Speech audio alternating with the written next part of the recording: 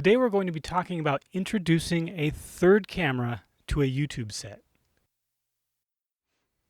So introducing a third camera to a YouTube set can be a bit challenging for a number of reasons. One of those is that you have to control the color on the third camera to match the first two cameras. So my default option is normally to have a third camera that's identical to the other two. But in this scenario, I only have two cameras. So we figured out a workaround. So it starts with using this two-camera bracket, which I showed in an earlier episode but didn't talk about much.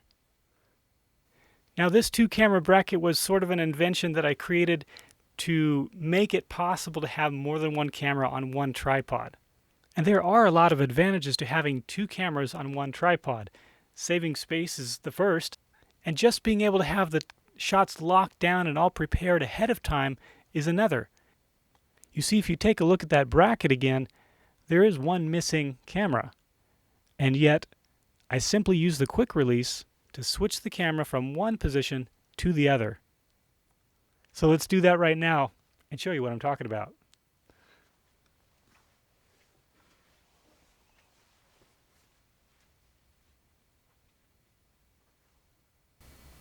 So we're on the camera mic right now. Sorry about the bad quality audio. We're going to reach up and take the lens off this camera. Actually, just take the lens and leave the focal reducer. And we're going to put a different lens on the camera. So let's get this mounted.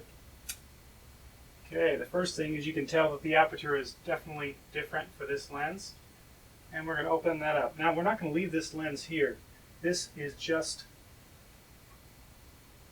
position 1. So now let's go to position 2. We're just moving it very carefully. We've got an HDMI cable attached. Now we are in position 2. So now we're all set up on this shot. Sorry about the bricks being a little crooked there. But we're all set up on this shot, and now I want to introduce the whiteboard shot.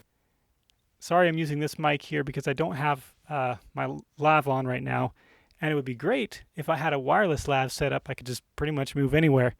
But this is the third shot, and we're going to just say welcome to the whiteboard because this is one of my favorite parts. If you remember, one of the earlier videos talked about I'd like to be sort of a cross between Bob Ross and, you know, like a good football coach, Pete Carroll or somebody like that, who draws on the board X's and O's, things of that sort. So I'm going to be drawing on here, and I don't have a microphone that I can use at the same time, so bear with me. Speed ramp. So normally I would have two hands free, but let's just say we're talking about a concept for the camera. Camera being here. The tripod here, the main light here, T light back here, focused this way. The main light is actually pointing straight ahead, and this is about 4 feet from the camera to the main light. So that's just an example. So let's see if we can transition from this shot back to the other shot, see how that works.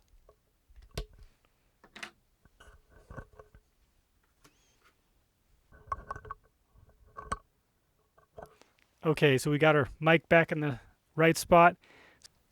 And remember, if you guys like this type of content, please hit the like button on this video and tell your friends. Sorry, if you noticed, the lighting is a little bit different this week. And what I changed is I turned off these accent lights. See that? That's how it was before. The accent lights are RGB accent lights, actually outdoor garden lights, and the reason I stopped using them was because somebody said, actually I was demonstrating it, and they said, boy, you know, that looks a lot better without them. So that's with it on. Now let's take a look with them off. That's with them off. So I think it looks better, and you can tell that it reduces the lens flare. You notice that this creates a lot of lens flare. So I think think that, you know, I miss kind of having this blue highlight on the desk here, but I think it's better without it. So that's the new set. Hope that works out. So these are a thing of the past, I guess, but they are kind of handy if you want to, you know, accent the products. Like, for instance, if you look at the products back there, when I turn these on,